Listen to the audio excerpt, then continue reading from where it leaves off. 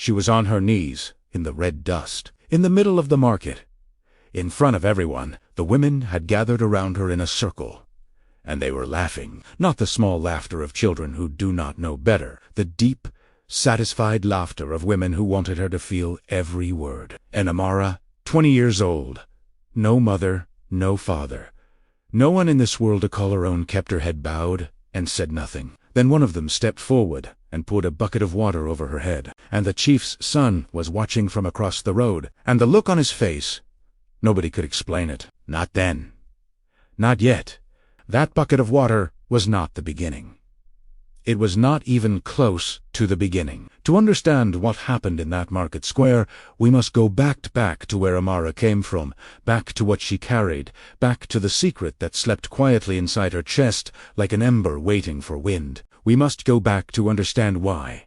Of all the women in that village, the daughters of farmers, the nieces of elders, the children of wealth and comfort, the chief's son chose her. Before we continue, please like this video and subscribe so you never miss a story, and tell us in the comments, where are you watching from today? The village of Enquanta sat between two hills, like a secret the earth was keeping. It was the kind of place where everybody knew your name, your business, your grandmother's business. Red laterite roads wound between compound walls painted in ochre and white, and in the dry season the dust rose in fine clouds that settled in the folds of your clothing and the corners of your eyes. Kofi Mensa was the only son of Chief Nana Mensa, and he had grown up understanding exactly what that meant. It meant that people stepped aside when he walked. It meant that the best seat in every room was already his before he arrived. It meant that a Toyota Land Cruiser, pearl white, spotless despite the red roads, sat at the gate of the Mensa compound, along with 2 house staff, a personal driver, and a father who ran not only the land, but 3 timber businesses that employed over 400 people across the region. Kofi was 26. He had studied in the city, come home, and taken his place beside his father with the quiet certainty of a man who knows where he belongs. He was not cruel. He was not careless. But he was not paying attention. Not to the parts of the village that mattered most. Then there was Amara. Amara Botang had been an orphan since she was 7 years old, the year a fever took both her parents in the same terrible week. The relatives who took her and a distant uncle and his wife were not bad people. They were simply people who had just enough for themselves and no room left over for kindness. She slept in the back room near the cooking fire, woke before dawn to fetch water from the borehole a half-mile from the compound, worked through the day, and fell asleep before the lamp oil ran out. She grew up the way grass grows, through concrete, quietly, stubbornly, refusing to stop. By 20, she was the woman who sold groundnut soup at the market, from a small table draped in a piece of cloth that had been washed so many times it had forgotten its original color.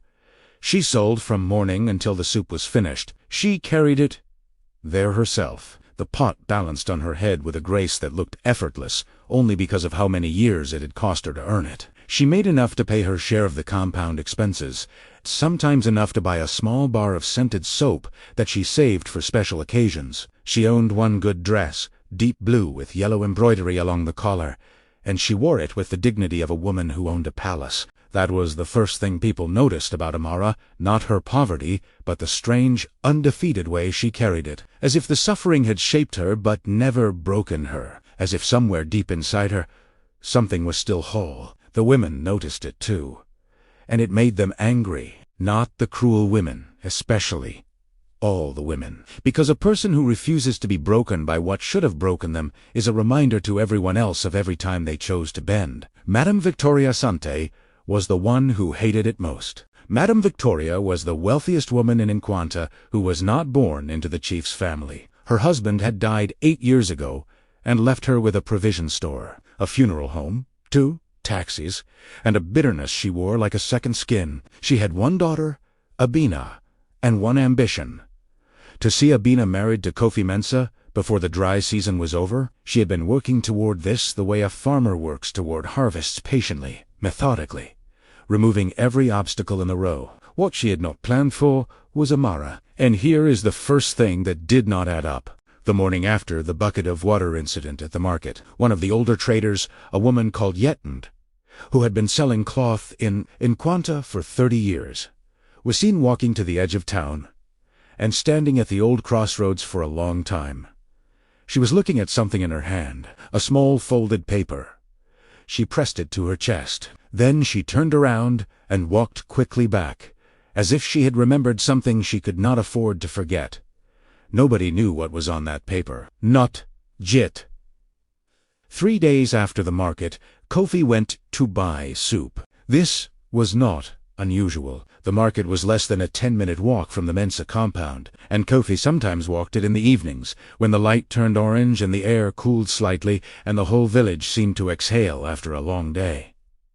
What was unusual was which table he stopped at. He stopped at Amara. She did not look up immediately. She was ladling soup into a bowl for another customer, her hands steady and practiced, the steam rising around her face in the evening light. When she finally raised her eyes and saw who was standing there, something moved across her face. Not fear, not excitement, something quieter than both.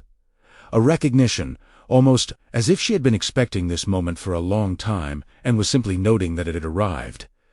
"I want a bowl," Kofi said. "Sit," Amara said. That was all. No title. No sir.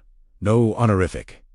Just sit. The man, who had grown up with every room already arranged in his favor, sat on a low wooden stool at a small, worn table and waited while a girl with no family and one good dress served him groundnut soup in a clay bowl. And it was the best soup he had ever eaten, not because of the ingredients, though they were careful and clean, but because of something in the way it was made. Something that tasted like patience and attention, and the particular love of a person who has very little and puts everything into what they have. He finished the bowl. He asked for another. She watched him, not the way a poor woman watches a wealthy man. Not cautiously. Not with calculation. She watched him the way you watch something interesting. A puzzle you are not sure you need to solve. "You were at the market," she said. "3 days ago." Kofi said nothing. "You saw what they did," she said. It was not a question. "I saw," he said. "And you did not stop them." The words landed between them like stones dropped into water. Kofi felt the ripple. "No," he said. "I did not." Amara nodded slowly, as if this answer confirmed something she had already understood about the world. She began clearing the bowl. She did not look at him again. Kofi Mensah walked home that evening with the taste of the soup still in his mouth, and a feeling he could not name sitting behind his chest. He had spoken to many women, beautiful women, educated women, women whose fathers had shaken his father's hand and made plans over palm wine. None of them had ever spoken to him like that, as if he were simply a man who had done something he shouldn't have, a man who was, therefore, answerable. It was the most alive he had felt in years. He began walking to the market every evening, and on the 7th evening, when Amara was packing up her table in the blue and yellow dress that had become familiar to him now, she said something that stopped him mid-step. "You know that Yetend has been looking for you," she said. "The cloth woman." Kofi frowned. "Looking for me? Why?" Amara tied the cloth over her pot carefully. "I do not know," she said, "but she has been asking about you for 3 days. And she looks frightened." Kofi turned to look across the market toward Yetend's stall. The old woman was gone for the evening, her bolts of cloth wrapped and stacked. But there was something on the ground near her stool. A small folded piece of paper, as if it had fallen from someone's pocket. Kofi picked it up. He unfolded it. Time stopped. The world stopped. Everything stopped. Because written on that paper, in handwriting he did not recognize, were 3 words that had no business being there. 3 words that would pull the entire world apart. He read them again.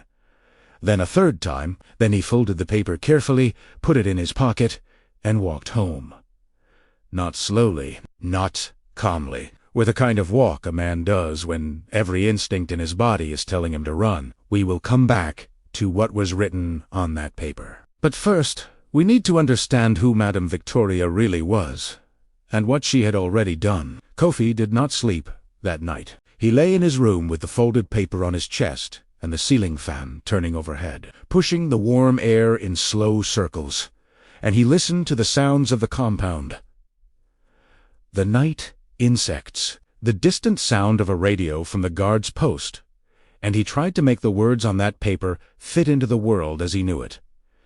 They did not fit, because what was written there, in a careful, trembling hand, that was all. No signature, no explanation, just that. The paper had been at Yetende's stall. Yetende had been asking for him for 3 days. Amara had no parents. He knew that. The whole village knew that. The fever, everyone said. Both parents lost to fever. Amara was 7. The relatives took her in. The story was simple and tragic and complete. Or it was supposed to be. He went to Yetende before dawn. Before the market opened, while the dew was still on the ground and the red roads were quiet, he found her sweeping in front of her stall, and when she looked up and saw him coming, she stopped sweeping. She gripped the broom handle with both hands. Her face was the face of a woman who has carried something very heavy for a very long time, and is not sure she has the strength to set it down. "You found the paper?"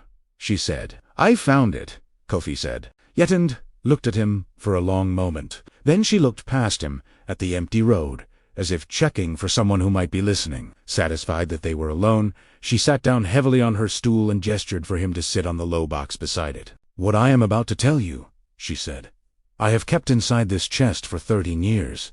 I kept it because I was afraid. I kept it because the person who told me to keep it was powerful and I was not. I kept it because every time I thought about speaking, I would remember the look on her face when she warned me, and my mouth would close again." Kofi waited.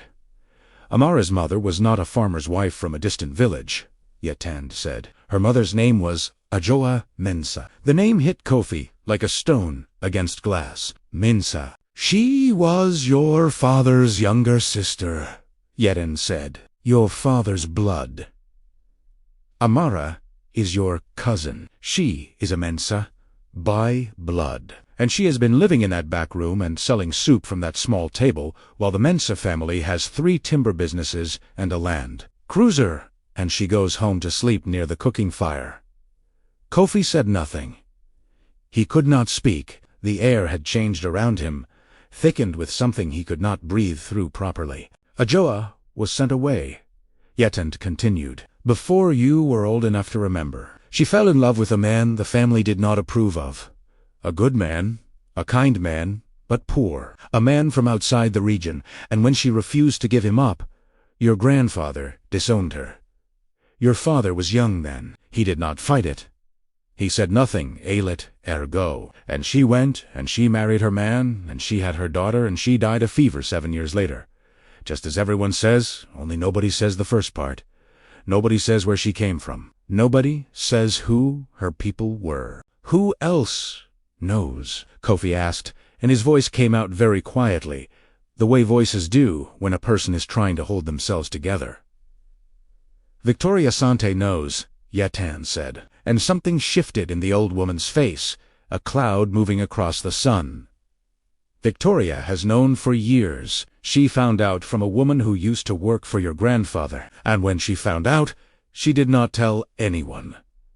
She kept it the way you keep a knife, for when you need it." Kofi felt the cold then, despite the morning heat. The fine hairs on his arms rose. "Victoria has been the one," Yetende said carefully, "making sure Amara stays exactly where she is. The relatives who took her in Victoria gives them money every year. Not much. And in exchange, they keep Amara in the back room, out of sight, working. Victoria has told them that if Amara ever finds out who her mother was, the money stops." There it was, the full outline of it, laid out in the morning light like bones dug up from the ground. Kofi stood up. He thanked Yetende. He had taken perhaps 20 steps before he turned back. "The paper," he said. "Who wrote it?" Yetende held his gaze. "I wrote it," she said. "I have been trying to find the courage to tell you for 3 years, but I could never say it to your face. So I wrote it down, and I dropped it where you would find it, and I prayed." She picked up her broom again, slowly, like a woman who had just put down a very old weight, and was not yet sure how to stand without it. Kofi went home and sat in his father's study without his father knowing, and he opened every drawer, every file, every folder that the old man had kept from the years before Kofi was old enough to ask questions. He did not find much. His father was careful, but what he did find was a letter, yellowed at the edges, written in a woman's hand, folded inside. The back cover of an old ledger from the family's first timber contract. The letter was from Ajoa. It was written to his father. It was written the year before she died. And she was begging. Not for money, not for property. She was begging only that if anything happened to her, her daughter would not be left alone. She was begging her brother to remember that her daughter was a Mensa. She was begging him to do what he could not do when she was sent away to see the child, to acknowledge her, to not let the silence continue. His father had never replied. Kofi read the letter 3 times. He folded it. He put it in his pocket next to the other paper. He went upstairs and washed his face and looked at himself in the mirror for a long time. Then he went to find Victoria. He found her at her provision store, standing behind the glass counter in a bright Kenta-print dress, organizing a display of tin goods with the particular satisfaction of a woman who owns things and knows it. When Kofi walked in, she smiled. The wide, warm, practiced smile she always wore for him. The smile that said, "You are the man I have chosen for my daughter, and you do not know it yet." "Kofi, what a wonderful surprise! Is Abina expecting you?" "I will call her. I need to speak with you alone," Kofi said. Something flashed across Victoria's face. Just for a moment, gone before she could stop it. She called to her shop assistant to watch the counter. She led Kofi to the back office, a small room with a desk, a wall calendar, and a tall metal safe painted dark green. She gestured to a chair. Kofi did not sit. "I know about Ajoa Mensa," he said. Victoria's face did not move, not a single muscle, and that stillness, that total, practiced stillness, told him everything he needed to know about how long she had been preparing for this. "I don't know what you mean," she said. "Yes, you do," Kofi said. A pause. The hum of a refrigerator unit in the corner. The distant sound of the market outside. "I know you have been paying the relatives," Kofi said. "I know you found out who Amara's mother was. I know you have spent years making sure she stays small and silent and out of sight. I know all of it." Victoria sat down slowly, the way a person sits when their legs have decided they are finished standing. The smile was gone. In its place was something colder. Not guilt, but calculation. Even now, Kochi was calculating. "I was protecting the family," she said at last. Kofi stared at her. "What family?" "Your family. Your father's name. Can you imagine what the village would say if they knew the chief's sister was sent away like a servant? Can you imagine the shame, the questions about inheritance? That girl coming forward with claims?" "That girl," Kofi said, very quietly, "is a Mensa. She is my blood. She has been selling soup in the market so she can eat while my family has 400 employees and a guest house in the city. And you call that protecting the family?" Victoria's jaw tightened. "Your father knew," she said, and it came out like a blade, sharp, deliberate, aimed at the center of something. "He knew, and he did nothing. I simply made sure it stayed that way. Do not come in here and make me the only villain in this story, Kofi. I am not the only one who let that child be forgotten." The room was very quiet. Kofi felt the truth of it, ugly and complicated, the way real things always are. His father had known. His father had chosen silence, the way men of his generation often chose it, not from cruelty, but from cowardice, from the fear of the conversation that correction would require. But this was different. What Victoria had done was not silence. It was architecture. She had built a structure around Amara's ignorance, and paid for its upkeep year after year, not to protect the Mensa name, but to protect her own plan to keep Amara small so Abina could be chosen, to erase a cousin so a daughter could become a queen. "You will stop paying the relatives," Kofi said. "Today, whatever agreement you had with them is finished." Victoria looked at him, and for the first time, the calculation in her eyes shifted into something that looked almost like fear. Kofi, I am going to find Amara, he said. I am going to tell her who she is. And then I am going to bring this to my father. And after that, what happens to you will depend on what you do between now and then. He turned to leave. She will not believe you, Victoria called after him. She has no proof. You have no proof. You have a letter and an old woman's story. I have the letter, Kofi said, without turning around, in Ajua's handwriting, and I have a blood test, which I will request the moment I am done speaking with you, and I have 13 years of payment records that I will find, because you kept records. Victoria, you are too careful not to have kept records, and when I find them, there will be no story left to tell except the true one. He walked out of the provision store and into the afternoon heat and stood for a moment in the road with his eyes closed and the smell of the market. Around him frying oil and fresh tomatoes and the dry, sweet smell of Hamatan dust, and he breathed it in and let it out and told himself to be steady.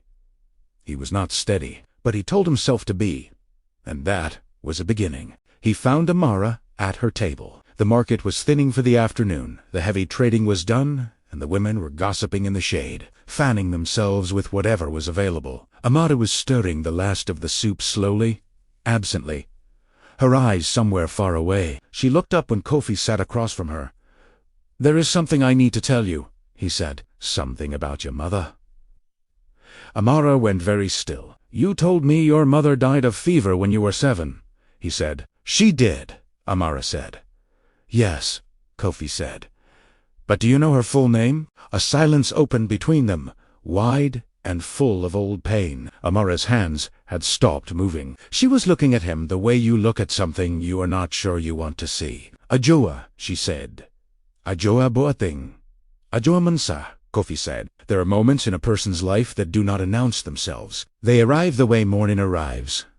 Not in a single instant, but in a slow, unstoppable brightening, until you cannot remember what the darkness looked like, only that it was there. For Amara, this was one of those moments. She sat across from Kofi in the afternoon market, with the smell of groundnut oil and the sound of women talking and the heat pressing down on everything. And she listened as he told her.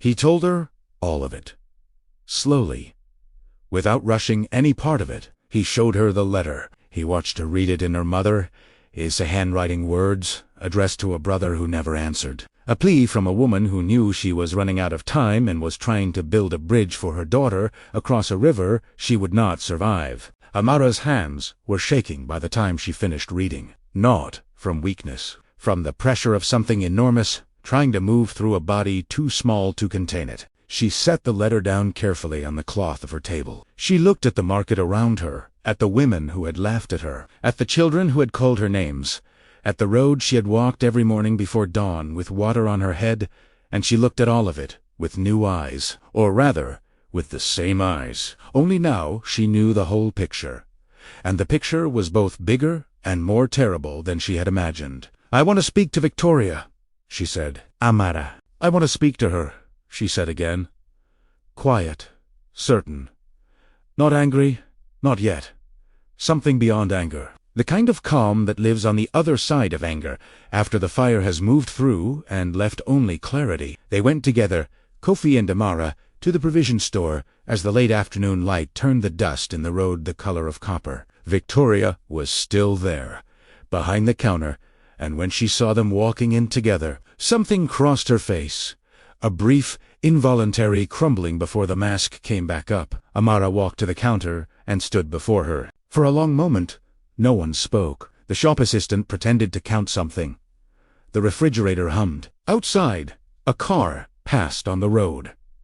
You know who I am, Amara said, not accusing, just naming, holding it out between them like something that had been dropped and needed to be picked up. Victoria said nothing. You have known for years, Amara said, and every year you chose to keep it buried. You paid people to keep me in a back room. You paid people to keep me small. Victoria lifted her chin. I protected a family name. You protected your plan, Amara said, and her voice did not rise at all. And that was what made it so devastating. Your daughter, your arrangement, your ambition, that is what you protected. Do not dress it in anything else. Victoria looked at Kofi. A last attempt to find an ally. Kofi looked back at her, and his face said everything that needed to be said. "I want you to understand something," Amara continued. "I am not angry about the poverty. I have known poverty all my life, and it has not killed me. I am not angry about the soup table, or the worn cloth, or the back room. Those things shaped me, and I will not call them shame. What I am angry about," and here her voice finally broke, "who's slightly just a crack of light through stone, is my mother. You took my mother from me twice. Once, when she died, and again when you buried who she was and who I came from and left me to believe I had no one. That is what you did. You left a child alone in the world when she didn't have to be." The words fell into the room like rain on dry ground, soaking into everything, changing the color of everything. Victoria's jaw moved. She was reaching for the justification. "I did what was necessary. You would not have understood. This is how things must be." All of it rose in her throat, and all of it, under the weight of Amara's gaze, stayed there. "I did what your father would not do," Victory said at last, quietly, and it came out not as the powerful defense she intended, but as a small, diminished thing. He was glad it was done. He did not want to face it. "Then he will face it now," Kofi said. "And so will you." He placed the letter on the counter beside Amara's hand. Then he placed a document beside it. The printout from the bank. 13 years of annual transfers. Small but consistent, to the account of Emmanuel Botang, Amara's uncle, careful Victoria, who kept everything. Victoria looked at the papers. She looked at them for a long time. "What do you want?" she said finally, and the question was stripped of everything. No pride, no performance, just a woman at the edge of everything she had built, asking. "I want the truth told," Amara said. Publicly, in front of the people who watched it be buried. If this story is moving you, subscribe now. The ending will change how you see everything. Victoria closed her eyes. When she opened them, she looked older by 10 years. "And if I do?" she said. "Then you do not lose everything at once," Kofi said. "You lose only what you owe." Chief Nana Mensa was not a cruel man. Let us be clear about that. He was a man who had made a choice a long time ago.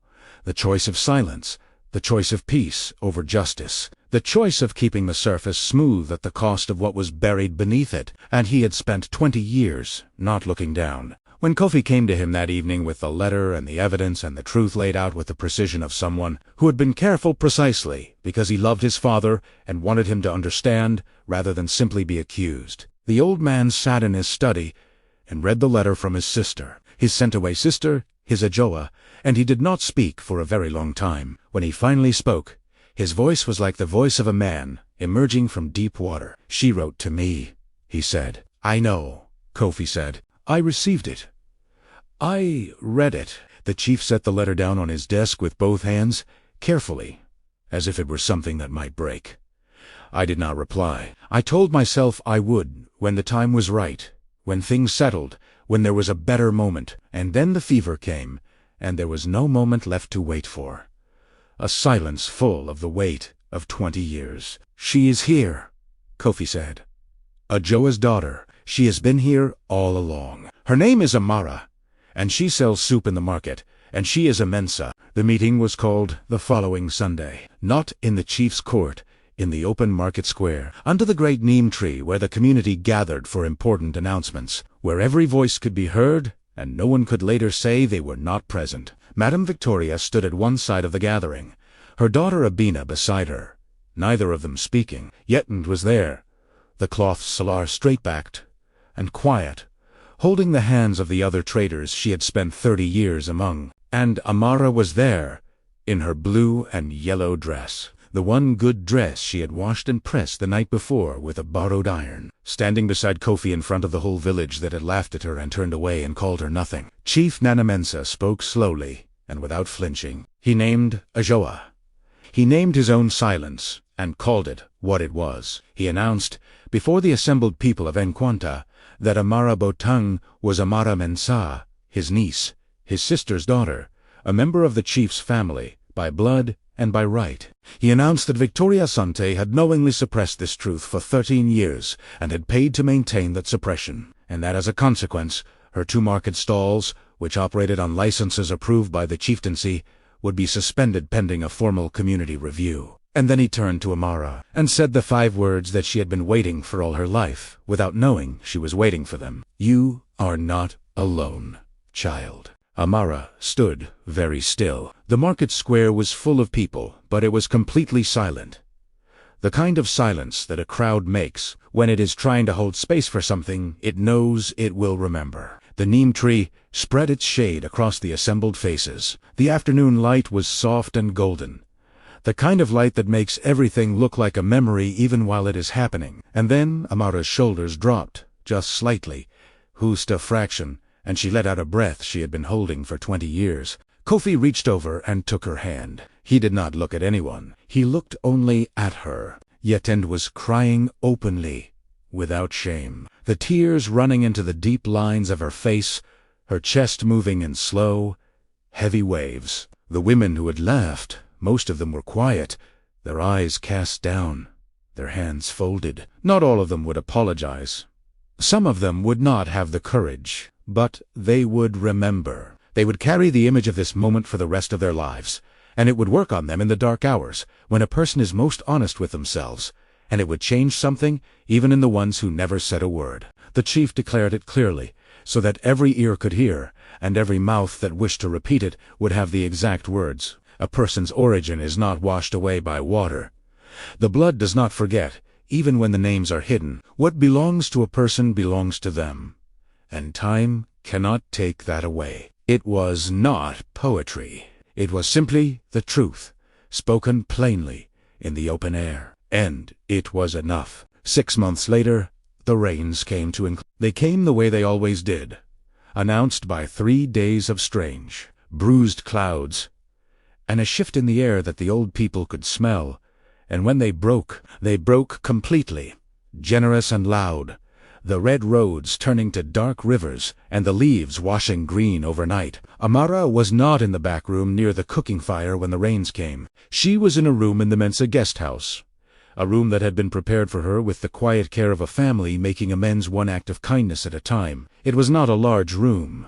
She had said she did not need a large room. But it had a window that looked onto the garden, and a bed with a mattress that she still sometimes woke from in the night, unused to its softness, unused to the silence that was not the silence of exhaustion but the silence of peace. She had enrolled at the Regional Polytechnic to study food, science, and business, a degree that the Mensa family's business account now paid for, not as charity, but as the repair of a debt that was long overdue. She went on Monday, Wednesday, and Friday mornings, wearing a new backpack that she had chosen herself. She came back in the afternoons, smelling of chalk and the harmattan wind that came off the campus hill. She still cooked.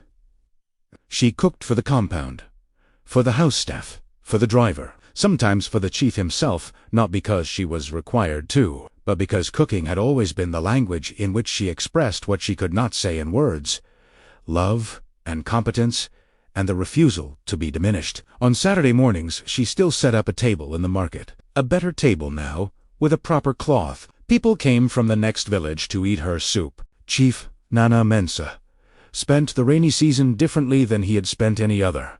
He was quieter. He went to the family burial ground more than he used to. He lit candles that he did not explain. Kofi did not ask him to explain them, and understood. The candles were for Ajoa. They were the reply that arrived 20 years too late, but they arrived, and that is more than many silences ever manage. Victoria Asante did not lose everything. Her provision store remained. Her taxis continued to run, but her market licenses were not renewed for the dry season, and she spent 4 months facing a community review that stripped the comfortable armor of her reputation down to its real shape. Abina left for the city, not in shame, but with the relieved energy of a young woman who had spent years carrying her mother's ambition like water on her head, and had finally been allowed to set it down. In the city, she studied accounting and found that she liked numbers very much, and that she was quite good at them, and that the life she was building felt to her tremendous surprise, like her own. Victoria, in the quieter life that followed, began a small thing that no one expected. She started visiting Yetinstall on Thursday afternoons. Not to make peace exactly, there was too much between them for the word peace to fit easily. But they sat, and they drank tea, and sometimes they did not speak at all, and sometimes they spoke about things that had nothing to do with what had happened, yet and accepted the visits without comment. She was a woman who had learned that forgiveness was not always a door thrown open.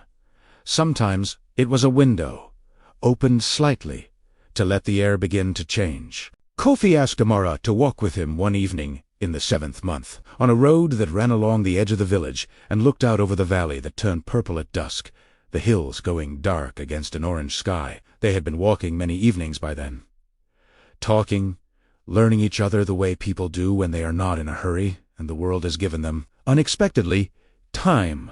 He did not ask her the question with ceremony. He asked it the way he had first asked for a bowl of soup, simply, with no performance, because performance had never been what moved her. She said yes the same way she had first said, "Sit quietly," directly, as if the moment had been waiting for exactly this, and she was simply noting that it had arrived. They were married in the dry season, under the same neem tree where the truth had been spoken aloud in front of everyone. Not a small wedding. Not a quiet one. The whole of Enquanta came, the traders and the elders and the farmers and the children, and the women who had once stood in a circle and laughed. And they ate from tables laid with cloth the colors of the earth, and they danced until the moon was directly overhead, and the music went on until it became part of the night itself. And when the chief presented his new daughter-in-law to the assembled village, not as a girl who had risen from nothing, but as a girl who had always been something, who had simply been kept from her name for too long, the elder woman, Yetton stood in the back of the crowd and pressed both hands against her chest and looked at the sky and said nothing. But her face said everything. Her face said, "I waited. I was afraid. But I waited, and the waiting was worth it." Amara stood beneath the neem tree in a dress the color of deep night and woven gold, her head carried high, her hands still, her eyes bright, and she looked at the village that had laughed at her, and she did not hate it, not one part of it, and that is perhaps the most remarkable thing of all. She understood now that a village is not its cruelest moments. A village is also its elder women standing in the back of the crowd with their hands pressed to their chests. It is also the one person who folds a note and drops it where it will be found. It is also the chief who reads a letter too late and lights a candle to make it right. A village is all of these things at once, and so is a person, and so is a life. She understood that now, completely and without bitterness, and that understanding, that full, hard-won, expensive understanding, was the real inheritance her mother had left her. Not property, not a name, not wealth. The capacity to receive suffering without letting it close you. The ability to stay open, even when every reasonable thing in the world tells you to shut. The candles her mother-in-law lit in the corner burned down slowly as the dancing continued. And somewhere, in whatever place the dead go when they have been properly remembered at last, a woman named Ajoa Mensa was finally, fully, at rest. The woman who had no one found that she had always belonged to everyone. What is hidden by others does not stay hidden forever, and what a person truly is, no scheme and no silence can bury for good. Thank you so much for joining us for this story. Subscribe to our channel and click the bell so you never miss a story. Watch our next story here.